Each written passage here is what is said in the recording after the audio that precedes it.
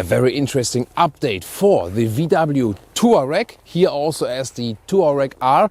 And all about this facelift here with Thomas and Autogefühl for you in 4K, full screen, full length. Let's go! Technology changes and visual changes. Let's start here with the exterior. You get some updates here for this face and also light updates. Here there's light strip going all the way through from left to right. At the moment it's a little bit darkened out still. It will be brighter later on in the final version. You still have some kind of camo wrap here. And this is a lighting foil. See, it glows a little bit. It's the same technology that is used here on watches that you can see the arrows and so on at night. And also the main headlamp unit now HD matrix LED, 38,400 micro LED overall, and also the signature 1, 2, 3 element signature. The last one is a little bit hidden still here, but it will look a little bit modern than overall in the front. And as I said, this one here being the Touareg R, the top sporty model with 462 horsepower. And with these new lights, you can even project things on the ground, like a lane guidance at night, for example, like we know from the Mercedes S-Class. The length remains at 4.88 meters or 192 inches. However, technology changes for the suspension. They now use a roof weight sensor. You can put up to 100 kilograms on that roof. And when there is the weight on the roof, the ESC, the electronic stability control or program, is set more on a safety tone, drawing everything back. When there's no weight on the roof, like now, then the ESC can be set on a sporty tone, ruling later. So overall enabling a wider span between sportiness and comfort. That is better for the driving dynamics, and they also changed something of the steering input. Pretty cool actually. As for suspension in general, you would start base with a normal C suspension, and then option you can get air suspension for all models. And then it gets even more specific.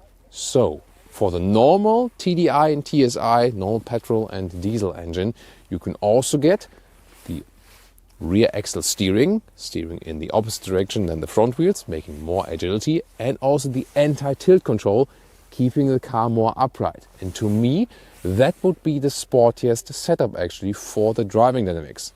The Touareg R here, however, because of that hybrid technology, there is no space for the rear axle steering nor the anti-tilt control. So on the one hand with the Touareg R you get the most power from this hybrid system. On the other hand, it's not the sportiest suspension. You really have to say pro and con there. Wheels, by the way, today 22-inch wheels, winter tires, the biggest ones available. But you can also get 21-inch wheels, performance tires, performance wheels. These are actually the set from the Porsche Cayenne, from the front axle. The Cayenne used mixed tires, front and rear.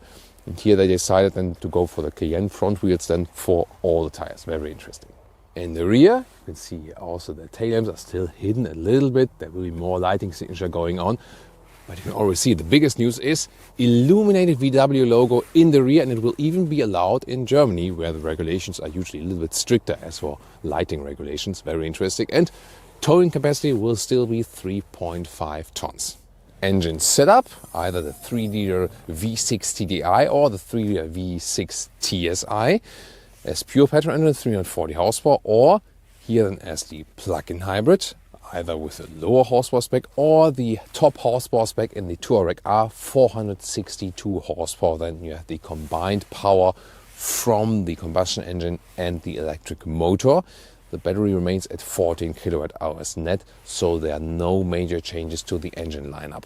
Car key, rather long actually. Then door closing sound. Very solid, as we know from the Touareg. Then updated inside door materials. You can see the top part here, it's softer now, and also has this blue contrast stitching, so that looks a little bit more premium. Quilting style here at the inside of the doors as well. And this the Touareg R interior, for example, also with a special entry badge.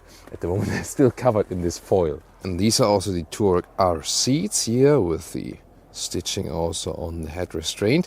So far, no alternative to the animal skin material still for the Touareg. Seating position, as we know from Touareg, upright, comfortable, everything you might wish for, and headroom with 189 or 602 is enough, even though this one here is equipped with the panoramic roof, which still also has a real button to open, and goes really wide, pretty cool indeed. TOUAREG R steering wheel, here with the badge in the lower part, perforated sides and illuminated buttons here at the steering wheel, however hashtag capacitive BS. Interior overview, you can have here these blue contour stitches in TOUAREG R, also soft touch material on the top, and then you have this 15-inch screen. The size remained the same, but there is now a software update, soon more to that. Here the ambient lighting integration, and in the lower part right here you have a lot of space, and now USB-C chargers and cup holders with ambient lighting around. And this material here in between has changed. It has a more matte appearance now. And very important while driving, here at the middle console you have these knee bolstering now, so it's a little bit softer, you know, right here, that when your knees are touching it, it's actually just more comfortable. It's a very good idea. Digital instruments, you can also have a bigger map view, and we are indeed here on a frozen lake filming for you. Infotainment system here in the close-up. This is the climate control here, and you have some visual changes as well. This is like a home menu, but then you can have the bigger, or in the top part, this is new. It has a more, let's say, simplified app view. And here for the Apple CarPlay, Android Auto, now also available in a wireless connection actually. And let's also see that just browse around. It has become a little bit quicker. So far looks quite okay. It probably won't be the favorite GPS system ever or something.